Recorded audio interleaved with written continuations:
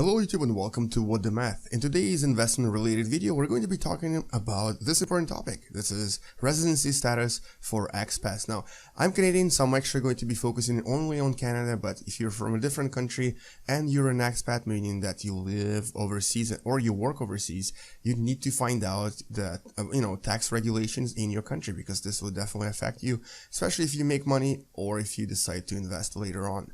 So let's start with, with how do you become a non-resident and what is it all about? So non-residency is not the same as citizenship. So if you lose your tax residency, it doesn't actually mean anything. It just means that you pay taxes somewhere else in another country. Now, specifically for Canada, this is important because Canadian taxes are some of the highest in the world. I think there's actually maybe 2 other countries that have slightly higher tax, but in Canada, taxes are ridiculous, which is why a lot of people, decide to go overseas to work. So, for example, as a Canadian working overseas, I may be working in a country where tax is only half of what it is in Canada, meaning that I make more money, I make less money, but I save more money because I pay less tax, which is what a lot of people are usually do. Now, when do you become a non-resident in Canada? Well, first of all, it's obviously when you physically leave Canada. Now, the important part, though, is that you can still come back to Canada, but as long as you register as a taxpayer somewhere else, you become a tax non-resident. And the important part I wanted to underline here is this word right here, the latest of. So I'm going to explain to you in a second what this means, but just keep in mind that this is the latest of. So first of all, you have to leave the country physically to work somewhere else. The date you leave Canada, then your spouse or your children, if you have those, have to leave as well. So if they leave after you, you become a non-resident a little bit later. And finally, the date you become a resident of the country where you start living. And this is actually the trickiest part, because usually this part right here is what will get you. So for example, I currently work in South Korea. I become a tax resident of this country only a year after I come to Korea. In other words, so let's just say I left in, June 2014. And I started working in Korea in June 2014. In June 2015, this is when I'm going to become a tax resident or actually a resident of South Korea. No, sorry, not tax resident. I'm a tax resident already, but I'm going to be a resident of South Korea in June 2015, which means that up until that point, I was technically still a tax resident of Canada. Now, this is actually where it gets really, really kind of gray and uncertain, because for certain countries, you can never get a residency. For example, and this is actually the most common example, Saudi Arabia. If you're working in Saudi Arabia and you're Canadian, and you're not paying Canadian taxes, you are already in trouble. Basically, this is tax evasion, because in Saudi Arabia, you cannot become a resident unless you were actually either born there or you have close relatives from Saudi Arabia.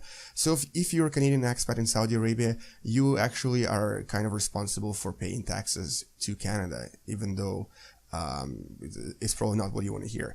You definitely need to find out the residency law in the country where you just settled. So for some countries, it may be instant. For some countries, you just have to stay there for a few weeks. For countries like Korea, it has to be at least a year. Now, if you are still a resident, so for example, if you're working in Saudi Arabia, you are required to declare your income and pay taxes to Canada. If you remain a resident in another country, like for example, if I stay in Korea and I pay taxes here, but I want to maintain my residency, for example, because I don't know, my wife or my kids live in Canada, then I have to pay the remainder tax to Canada. So what this means is this: let's just say you make $50,000 in Korea. This is per year, of course, $50,000 per year in Korea.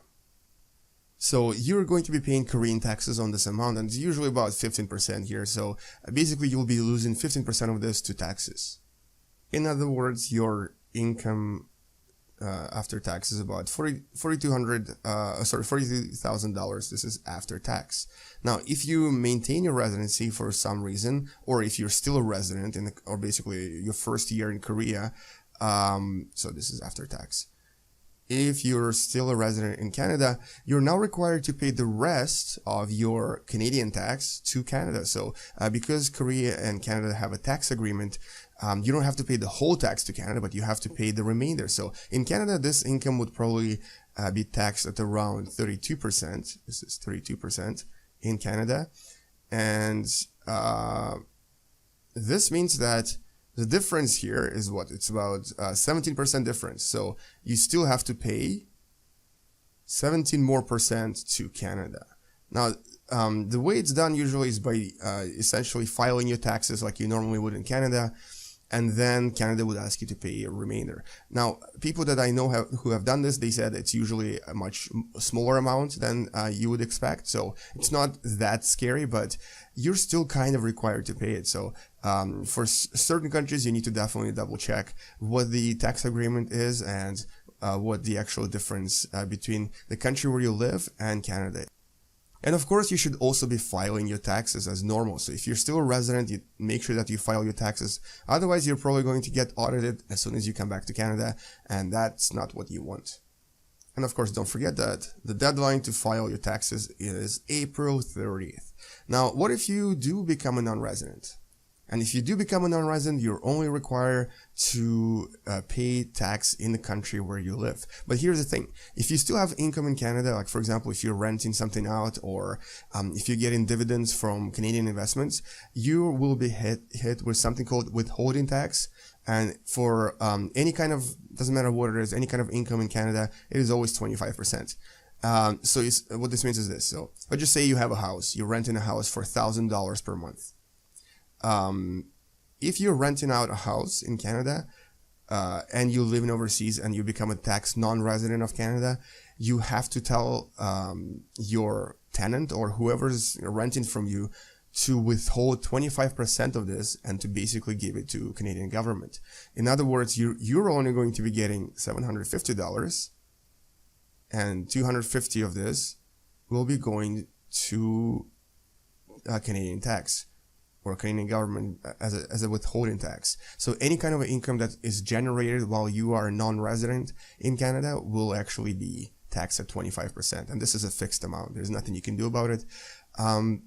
Now, what does make someone a tax non-resident? And basically, there's two types of factors. There's primary factors. I'm going to use math notation here. And there's also secondary factors. Let's start with primary factors. And these are basically home, spouse, children, and whether you live or go back to Canada a lot. So first one is home. So this is actually not very tricky. If you have a house that's just like standing there and it's under your name, you are a resident. You cannot become a non-resident of Canada. You are automatically a resident.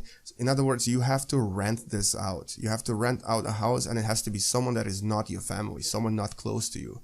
It has to be rented out. And like I said before, you have to make sure that the person is paying the withholding taxes to the government. Number two is if you have spouse or children living in Canada, nothing you can do about it. I guess you can, get a divorce. Probably don't want to do that. But so yeah, if you have children or spouse living in Canada, you cannot become a non-resident.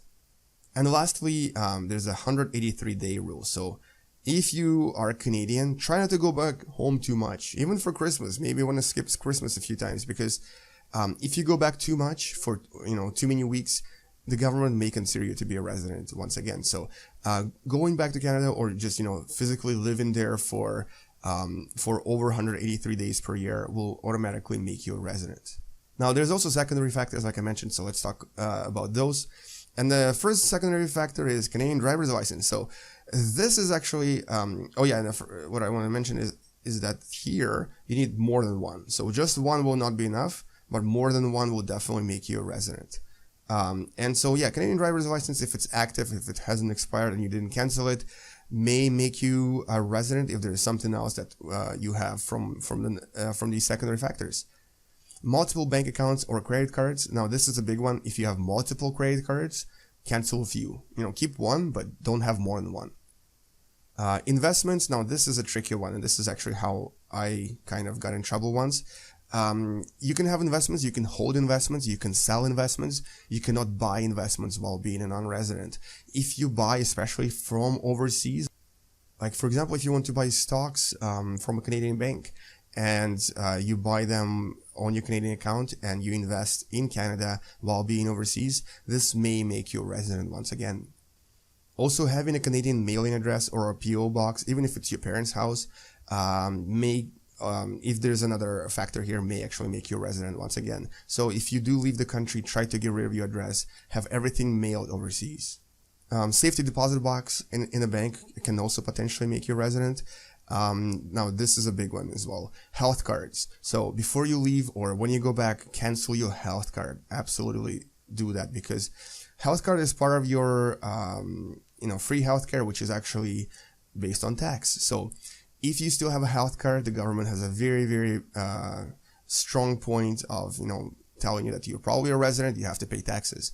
And the biggest one is that if you actually use your health card. Now imagine you go home for Christmas, you get sick, you need to go to a doctor, you by mistake use your health card while being a non-resident, basically not paying taxes in Canada. If you use your health card, there's two things you can do. One is become a resident and pay taxes, and two is talk to that doctor and tell them, listen, can I pay you in cash instead? Because if you pay in cash, that's fine. So in other words, you actually have to pay for the visit or for whatever medicine you get, for whatever treatment you get. You have to pay for it in cash and make sure that it's not through your health card, which should be canceled. There's also something called social ties, and these are usually memberships in different organizations. The funniest one is actually the library card. So if you have library cards, cancel them, because having more than one, once again, can make you a resident. And lastly, personal possessions. So any kind of vehicles, furniture, appliances, just don't keep them in a storage, try to sell them. So it's usually the combination of these that can actually make you a resident. And what usually happens is the government will actually check what you had before you left Canada, and they'll try to assess your residency status based on that. Now, this is another important part, is that you actually are still a resident until you formally declare a non-residency. You actually have to tell the government that you're becoming non-resident. Now, many times I heard from my Canadian friends, oh yeah, I'm a non-resident of Canada because I lived overseas for like 10 years. Now, when I asked them, have you actually declared it? They gave me a dumbfounded look saying, what do you mean? Because they haven't actually officially declared it. You have to declare it. Now, how do you declare it? The easiest way is to file your last tax return before April 30th. So on the year that you left, next year in April, file your tax return. And on this tax return, all you have to do is on top, put a check mark that says you're not resident. And you don't even have to fill anything else, just this. And then, send it to either your accountant or directly to the government. I think there's, if you actually Google this up, there's actually an address where you can send this. Number two is that you actually have to tell CRA to stop sending you tax credits. Now, the best way to do this is to essentially just write a physical letter, or just type up a letter telling CRA that you left country on this day and you would like to stop receiving tax credits. Now we always get these, I think it's like 3 times a year, and you want to make sure that the government stops sending you those, because they will otherwise request them later, and there will be a penalty tax as well. Also, what you want to do is disclose all of your assets, especially if you have more than $25,000 in Canada. You want to tell the government everything that you have. You can just write this in the same letter that you're writing them about the tax credit. You can also disclose all your assets in written format. And if you don't, here's the thing, they may actually easily charge you a $2,500 penalty for not telling them what you have in Canada. This is actually probably the most common penalty that they like to charge expats. So it's probably best to tell them what you have and try to be honest. I mean, they're not going to there's no tax on this. They're not going to take away your possessions. You're basically being honest about what you have. If you sold something before you left Canada, like for example, if you sold your house, or if you sold your, let me just draw a really badly drawn car here.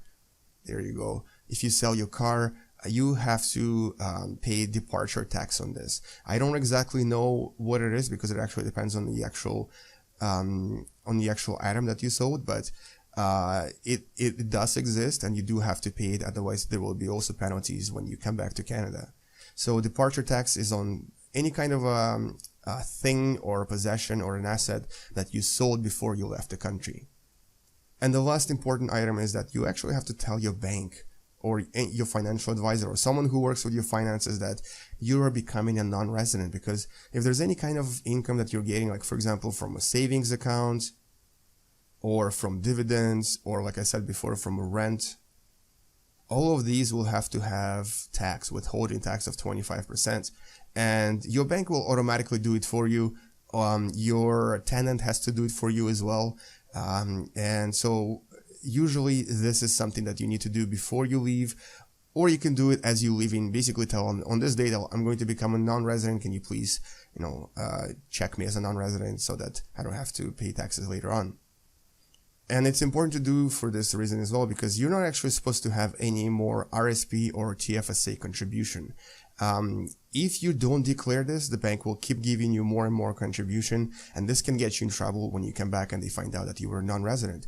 So your contributions to RSP and TFSAs stop as soon as you become a non-resident. If you don't know what these are, in the future video I'm actually going to talk about investment opportunities in Canada, and I'm going to explain what these are. But essentially, this is what you want to do. Speak to your bank person, go to your financial advisor, or just stop by a bank and tell them, listen, I'm becoming a non-resident, can you mark me as one?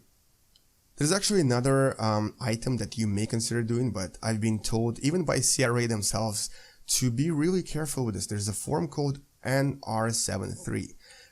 What this is essentially, it's a form that you fill out with all of your assets, all of the little details that they ask you to fill out, and then you send it to CRA. And what they do is, for the next 3 months, they'll be actually determining your residency status. They will decide whether you're a resident or a non-resident, and then they'll send you a reply. But the thing is, it's a kind of an unofficial reply saying, we think that you're resident, or we think that you're non-resident. What you want to do with that paper is that you want to keep it, because when you come back to Canada, and if CRA ever asks you or audits you, or basically something happens and you need to prove that you're a resident, you just produce this letter. You tell them, like, listen, you told me that I was a non-resident, and this is what this form is used for. But it's a little bit tricky, because if you actually fill out this form, first of all, it's not official. It's in the sense that it's not automatically going to be making you a resident. So yes, they will tell you that you're a resident, but your circumstances might change the next year, and so chances are you may still become a resident. And the other thing is that this is actually a very, very interesting flag for CRA to audit you later on. So if you actually fill out the form, they put you on a list of people that got, became an official non-residents, and they will also possibly decide to audit you when you come back to Canada, just to make sure that you were a non-resident for all of those years. And so this is why I personally would not recommend doing this, but if you want to be super careful, you may want to consider filling this out. This form is on CRA's website, so you can definitely download it there. And the thing is, if you actually get audited and CRA finds out that you didn't do any of these steps and you were non-resident, or you didn't tell them about your assets, expect a lot of penalties. There's going to be a lot of different penalties you have to pay, and also there's usually interest on those penalties, because if you left in 2010, you're coming back in 2020, there's 10-year difference. Those penalties have accumulated a lot of interest on them. So even though it might have been $1,000 you had to pay before, it's going to be way more than $2,000 this time. Yeah, and solution is, don't get audited. So I'm actually going to talk about a few steps that you may want to consider if you don't want to get audited when you come back to Canada. So these are some of the audit triggers that are very, very common in our country. So one of them is, if you declare self-employment. If you actually come back because you're super rich, you just made like thousands and thousands and millions of dollars, and you declare self-employment and you just live off your money, or you have savings and stuff, the government will see this as very suspicious, and they'll probably decide to audit you. Also, sudden changes in your income or tax deduction, like for example, when you fill in your taxes when you come back, and suddenly there's this huge discrepancy between your tax and your income, they will most likely audit you as well. Another one, and this is something you have to be careful with, transfers or any kind of deposits over 10,000 Canadian dollars.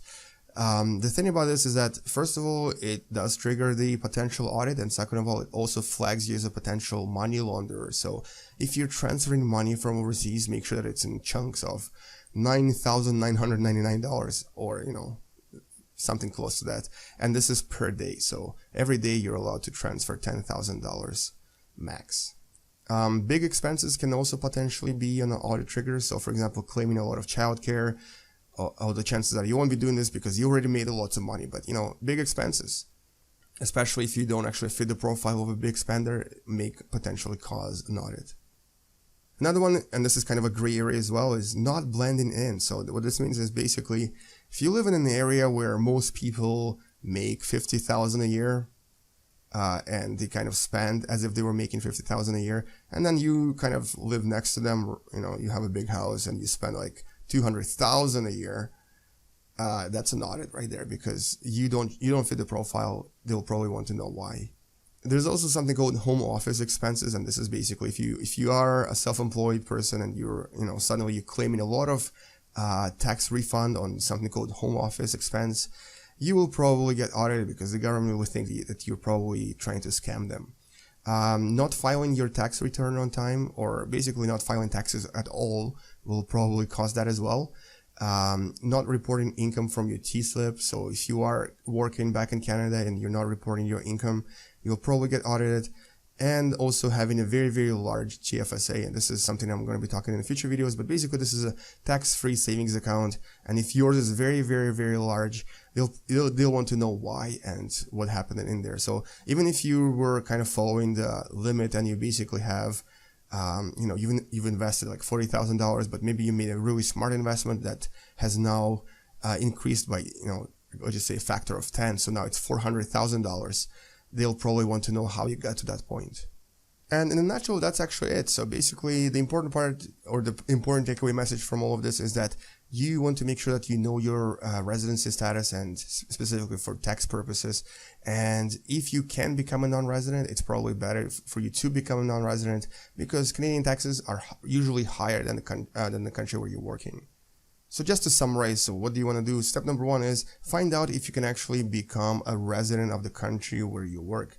So once you become a resident, you can then declare non-residency in Canada by sending, just sending a letter to CRAs. Actually, it's a paper trail that will probably be fine, and just tell them that you don't want to receive any more credits, and tell your bank as well. So declare a non-residency.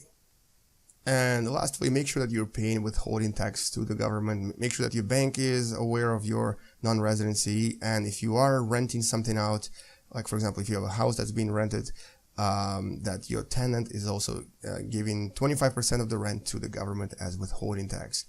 So essentially that's it. So hopefully this video was helpful, and hopefully this kind of helped you understand what it is to be a tax non-resident in Canada and why it's so important. The thing is, I've heard some horror stories about, English teachers going away for like a year or two, not knowing any of this, and then coming back from like, say, Korea, and then being charged ridiculous amounts of money, usually way more than they saved by working in Korea, because they weren't aware of all of this. And so you definitely want to do a little bit of research about the country where you're going, and also you want to do all of these steps just to make sure that you're safe and secure when you come back, or if you come back to Canada. And just before I finish, I wanted to also mention things that are no longer true of non-residency. So these are actually rumors that still go around, and people are still confused by them. One of them is that you can actually do all of this from the airport. So you can no longer do any of this in the airport. The office no longer exists. You can only do this, by mail or by physically going to CRA and telling them that you're going to be leaving. So airport is no longer an option. Also, there used to be something called 2-year rule, which meant that you had to stay outside of Canada for at least 2 years to be a non-resident. Also no longer true. Now it's kind of case by case, like I was mentioning before. It's really related to things like your wife, your kids, or your property, and so on and so forth. So it's no longer true. It has to be at least 183 days, but after that, it's really up to various other factors to determine if you're a resident. And the last thing is that some people think that you still have to file taxes even after you leave and become a non-resident. And the thing is, or other way around, they think that you don't have to file taxes if you leave the country without ever declaring residency. And the thing is that if you're non-resident, so if you become a non-resident, you no longer have to file anything, no more filing taxes. And vice versa, if you are still a resident, in other words, if you have never declared non-residency, if you just left not knowing, or if you kind of thought it was all verbal, there's no paper trail, then you are required to file taxes. You actually still have to file taxes to file. And the thing is, this is what usually causes people to get audited, because they either are not filing or filing as non-residents. And so these are the three things that are kind of either have changed or cause a lot of confusions with expats from Canada. Anyway, so hopefully this was useful, and in the future video we're going to be talking about investments and how to become a very smart, very clever investment as an expat or just as a Canadian that wants to make some passive income. Thank you for watching. This has been WhatDaMath. Check out some of the other awesome videos related to math, investments, video games, and so on. And game you later, guys. Bye-bye.